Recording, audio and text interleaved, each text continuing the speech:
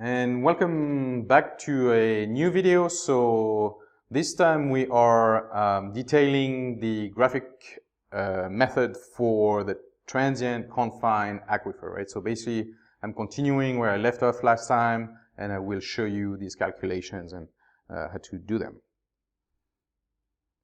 Okay, so again, remember this plot where we line up our type function, our Wells function, and our data. We pick a match point, we report the match point, and you go read the time and the drawdown on the plot. So once you have the time and the drawdown, you can plug them in. So you know time, you know U, which is again for our match point, it's 1 and 1. You know WU, you know the drawdown. So now, of course, you would need to know the discharge and the radius of the well, and now we have all the unknown to calculate transmissivity and then storativity. Okay, so for this particular example, we can see that at the match point, the drawdown is about 2.4 feet, and the time is about 4.1 minutes. So again, let me put it here. I believe the match point is right about here. So again, remember that this is a log scale, and of course I'm doing this by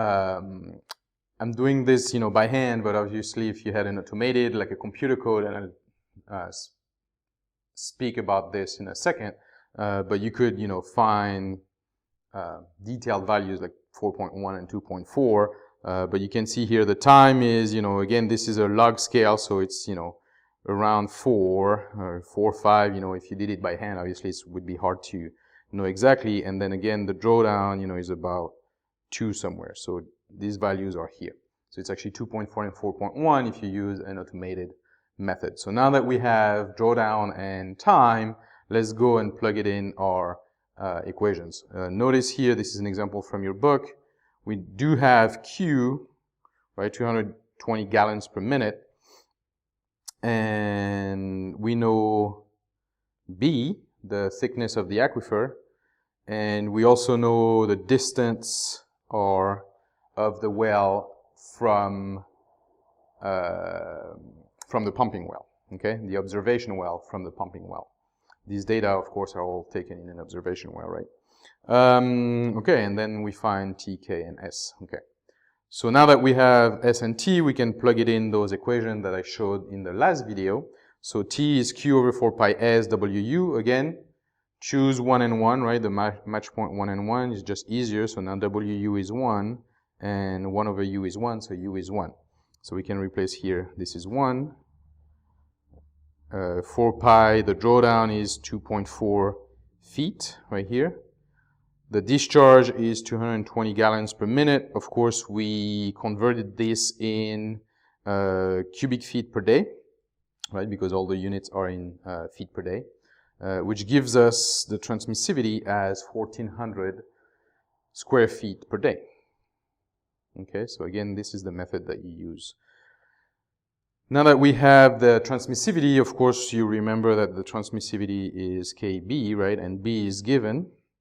So we can readily calculate the hydraulic conductivity for this aquifer and find that it's about 29 feet per day. Again, a pretty standard, coarse grain matrix value, right? Meters per day is about the right, the right hydraulic conductivity, average hydraulic conductivity, units of meters per day. So meters is like 3 feet per day. Here you can see we're almost 30 feet per day, so it's a very coarse, very easy to extract, easy to flow matrix.